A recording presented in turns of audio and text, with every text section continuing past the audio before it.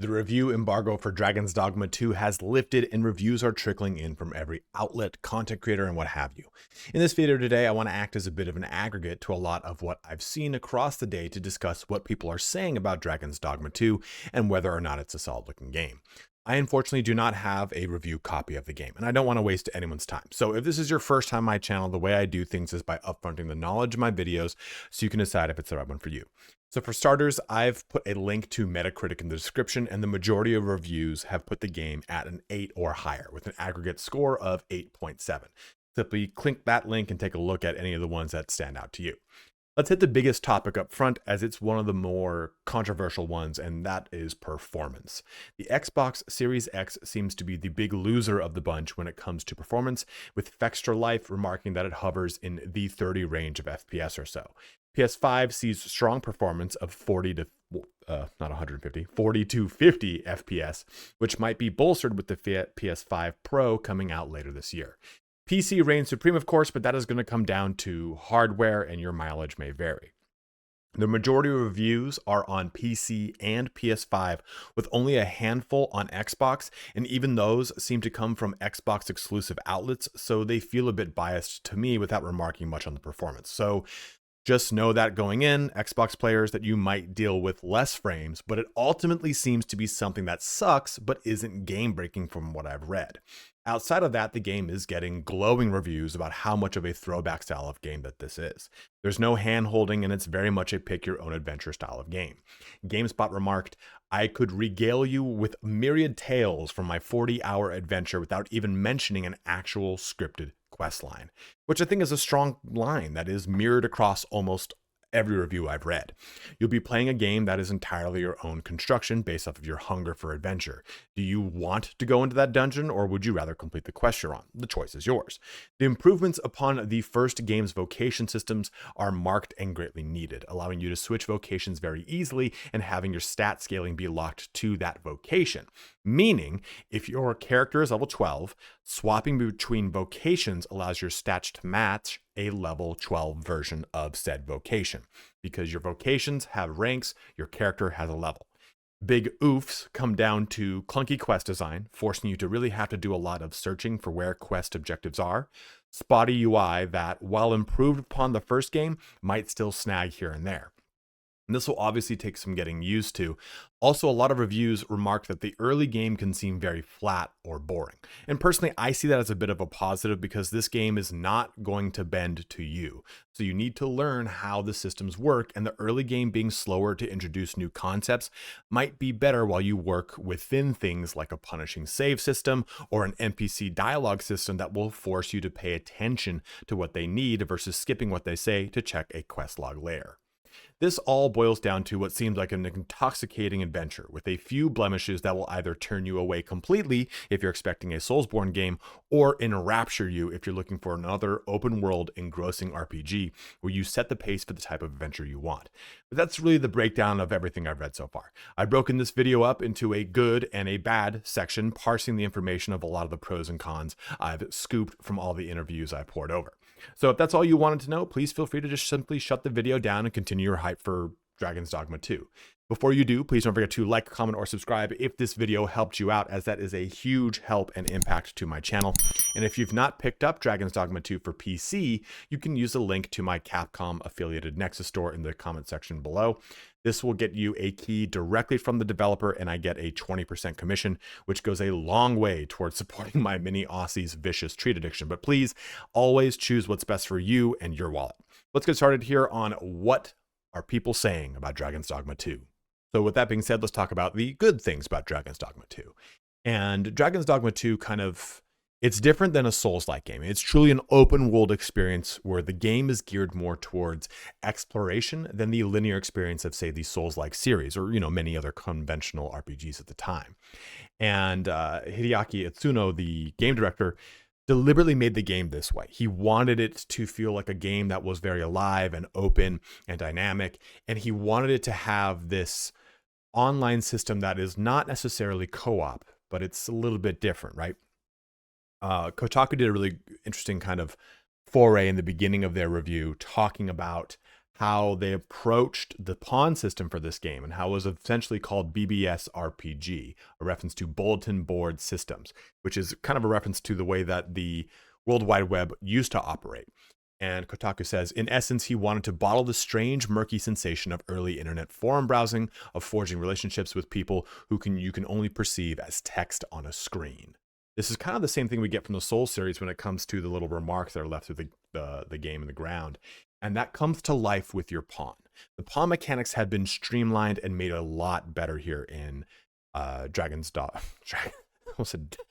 Dungeon, in Dragon's Dogma 2. Their ability to kind of bring you items or express their displeasure or pleasure with their own arisen is a huge communal draw to the game outside of the actual co-op ability. And one of the biggest aspects of the pawn is their ability to navigate you towards quest objectives or things discovered in another player's world, either your pawn and theirs or their pawn and yours. In Dragon's Dogma 1, they would talk amongst themselves in canned responses, but in Dragon's Dogma 2, their personalities shine based off of their experiences. In Dragon's Dogma 2, there's a far greater emphasis on them conversing amongst themselves, enhancing the illusion and the tension even further. And this is just something that I think is one of the biggest draws to the game and how you're going to create the relationships with you and your pawn. And I've through a lot of these reviews, people have said, the story might not have gripped me as hard as my relationship with my pawn or some of the other pawns of the other reviewers. And I think that's kind of a really cool, endearing way to play the game where, yeah, sure, the story's there. It's great. It's well enough. But the relationship in the game that I play and the adventure I go through and the turmoil that my pawn and I kind of undertake is the real narrative. And I think that's a really fun thing to kind of go through. And the pawns then kind of lean into a quest system. The quest system is very engaging and fun. It's one of the big things I've read a lot about, but it is somewhat vague at times. The pawn system creates a ton of amazing immersion within it because they point you in the direction of where to go. The tricky thing, though, will be how you recall the information that you either get from the NPC in the form of requests or from your pawn pointing you in different directions, and maybe you have to stop midway through something because you have a real life thing you got to do, then you come back. But unless they're specifically asking you for help, you'll have to remember the information yourself. That's a big part of what I've seen mirrored across a lot of these reviews, saying that you kind of have to pay attention when you jump into playing the game. And that is a big thing that I think it will be a comfort zone breaking thing for some people because they're used to just checking a quest log, pressing A through the dialogue as fast as they can, and then just going and finding the thing, getting it and retrieving it. Whereas the game is more of an organic system wherein you go to do a main quest and you find 5 or 6 other little requests along the way that send you in a rabbit hole of doing things completely off the main path. And if you're looking at that as a detractor, I would encourage you to kind of look at it as a way to experience the game in all of its wealth rather than simply going on a linear path. And that's kind of what the game's trying to get you to do.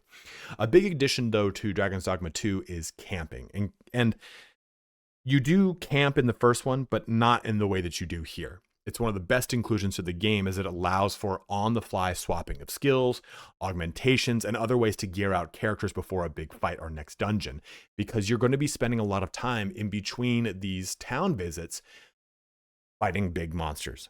And if you've kitted yourself out a very specific way and you go into another fight and you just don't have the kit to deal with it, camping is a way that you can deal with it rather than basically saying, okay, the difficulty of this has just been cranked up because I'm not kitted out for it. And that then brings me into combat. Combat itself is on a sliding scale, meaning it will be a bit easier in the beginning, but gradually gets harder as more elements are added in, like conditions and elemental damage types to go from one to multi-dimensional fights where you're treating a number of ailments while also trying to lean into a monster's weaknesses. The game is not based purely off of skill like, say, Dark Souls. It's more about knowledge of what you're encountering and preparing yourself via items in stores, setting up your pawns, selecting augments for your character, or swapping vocations to best suit the objective. Fetcher Life remarked that the game plays very similar to like a tabletop or pen and paper RPG, where you've set yourself up for the big Knoll Cave, and because you set yourself up so well for the Knoll Cave, it wasn't that hard. But had you not done the prep and just kind of gone into it blind, the Knolls were going to bend over and spank you. Another reviewer put, navigating Dragon's Dogma 2 takes effort more than it takes skill. The game applies an intuitive and consistent logic to its world, eases you into understanding it, and then sets you free, trusting that when you do encounter resistance, you'll rise to the occasion. And I think that that's a really good kind of siren song way to describe a lot of what you're going to encounter in this game. If you played the first one and you sunk hours and hours into the first one, you're going to know that that's the way you approach this game. But like I've said so many times in previous videos and even in this one, a lot of people are going to approach this game from kind of a Soulsborne way, and it's just not going to be that way. And the game will not bend to you. You're going to have to bend to it. That kind of goes into the bad section we'll talk about later. But there is a kind of pure randomness to the stuff that you will encounter in your playthrough that your friends won't, or maybe that they will. And that's reflected in the way that you unconventionally navigate through the game world compared to set routes from point A to point B, like a more linear RPG.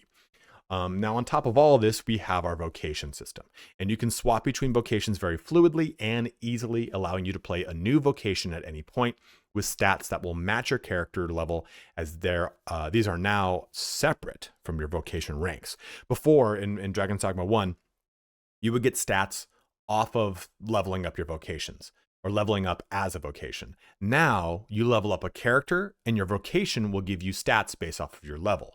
Swapping vocations swaps those stats, so you're always properly set up stat-wise.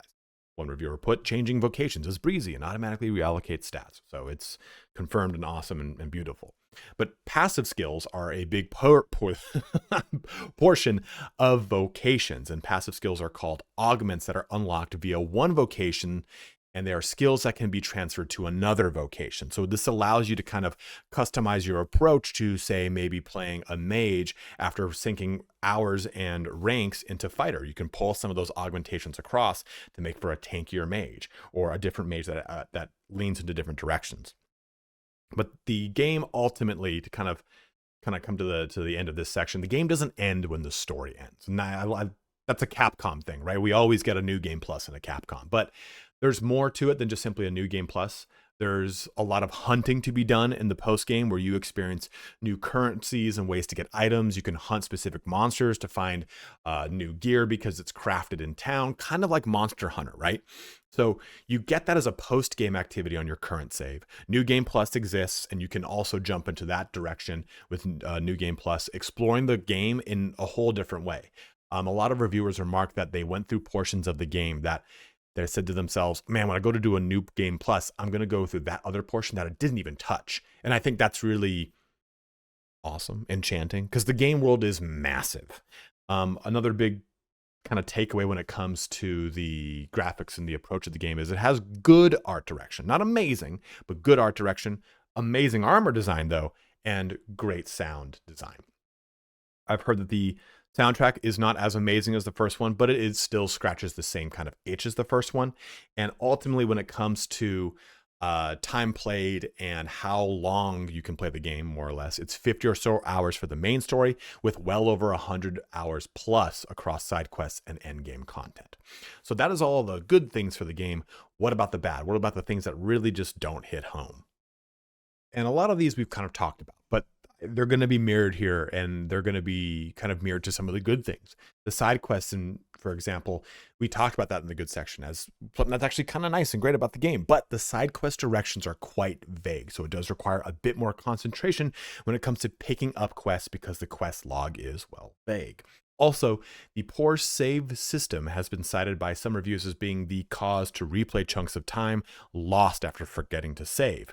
And what that means is, or what to kind of parse that out further for you, you have two saves. The game has an autosave, and then you will save manually. That autosave will trigger when you go to do long rests, stuff like that, but it's not necessarily very frequent. The autosaves are very few and far between, and more in like kind of pivotal times that change the state of the world or whatever it is, versus your manual saves are you've done them yourself.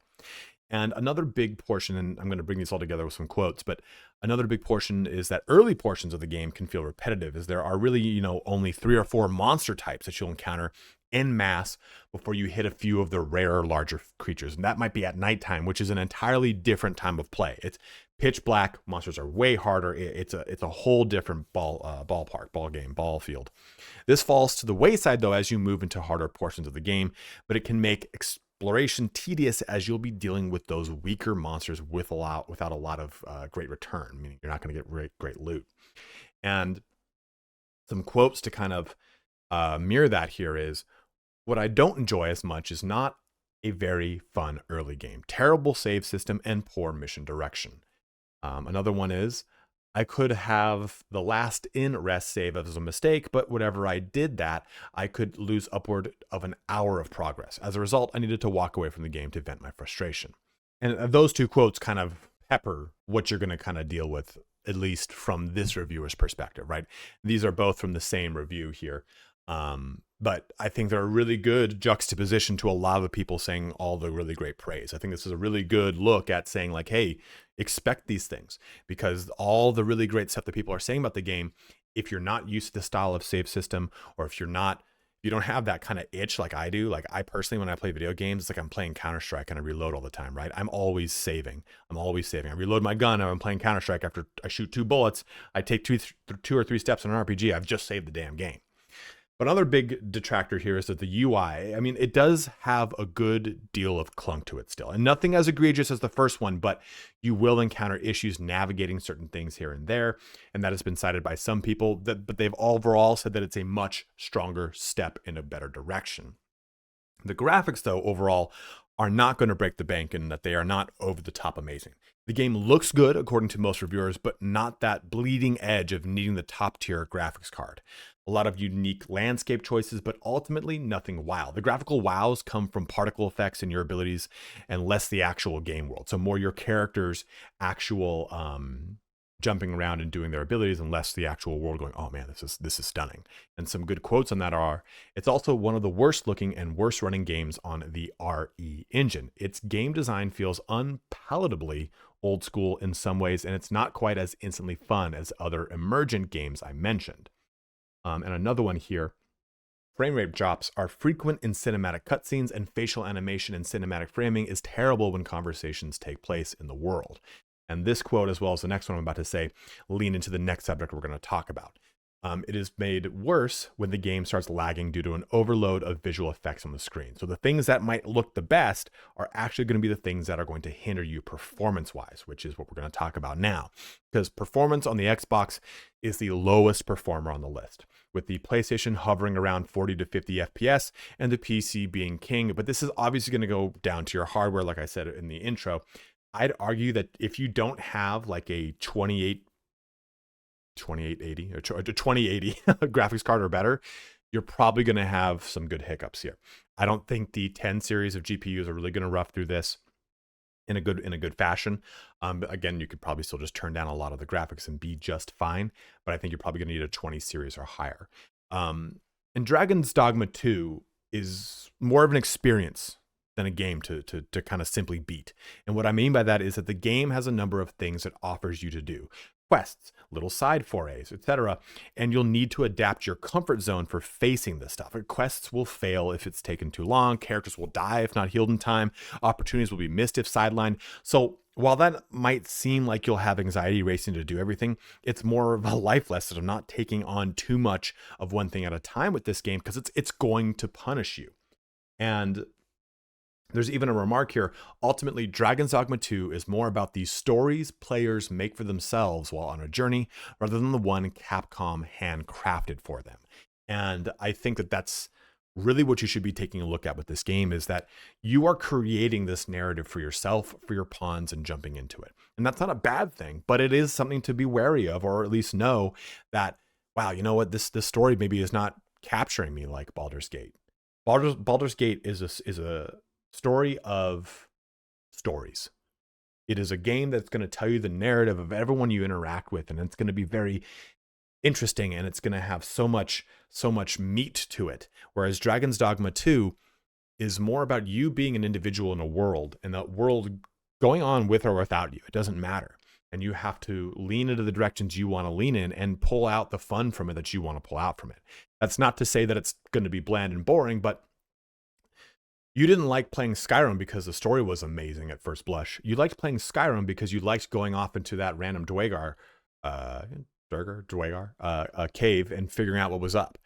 That's kind of the gist here with Dragon's Dogma. And I think that that's important to know before jumping in, because that can be a detractor or an addition, an attractor for you. Yeah, an attractor for you. And that's important. Like I said, you want to make sure you have the good frame of mind before starting this game, because it's not cheap and it's going to take you a good amount of time to get there. Because while I've said 50 hours of playtime for main story and 100 plus hours for side quests, almost every single review has remarked that it took them 10, 15, or 20 hours for them to start clicking. Extra Life was saying that, hey, it took me 20 hours for me to start kind of really falling into it. GameSpot said that it took them 12 hours before they started really clicking into the mechanics. Another review, I think it was Kotaku, said like 17, 15 hours before it really started to click for them. So if you're not willing to jump into a game and not feel like you're into it immediately, then this is probably not going to be the game for you. And I think being transparent about that is important, because I think a lot of people are going to look at the reviews and go, cool, 8.0, 9.0, 10.0, I'm going to play it. And then they're going to get pissed off because they just didn't understand the systems. The system's too punishing, and they're 3-5 hours into it, and they're just going to do a return. So creating a good expectation for yourself, I think, is going to be the most crucial thing about this game. So with that, it brings our video here to a close. And go ahead and let me know in the comment section below. Are you still going to be picking up Dragon's Dogma 2? Did you read enough reviews now that you're like, this is not going to be the game for me? Or are you on the fence now and you want to see how certain mechanics work, certain gameplay works, how the graphics are actually going to play on an Xbox? You have a friend who's getting it and you want to see what they're going to have to deal with, whatever it is. Let me know in the comment section below. I'm really curious to know what people feel. Personally, I'm even more excited. I like open world games in this vein. I like that I have to jump in and I have to really use my own wile and wits to defeat things versus simply skill, because I've played a million Soulsborne games, either they're clones or the actual ones. And I'm not bad at those games. I'm pretty goddamn good. And if it's just another one of those, it's just another game to learn the timing of. And the fact that it's not necessarily that it's more understanding the game, its knowledge, how to navigate from point A to point B, and remembering how to navigate from point A to point B, that excites me. It's an actual RPG where I'm going to sink my teeth in and probably get lost in.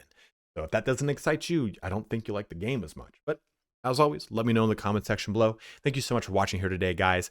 Have a good one. We'll be doing a stream of this game pretty much every day coming up this week. I'll try and do a giveaway here or there. So if you want to check me out on Twitch, jump on over to my Twitch. You'll be streaming on Twitch and on YouTube. And we will also be doing video guides on this as well. So be on the lookout for all that. But as always, guys, like I said before, thank you so much for watching. Have a good one and take care.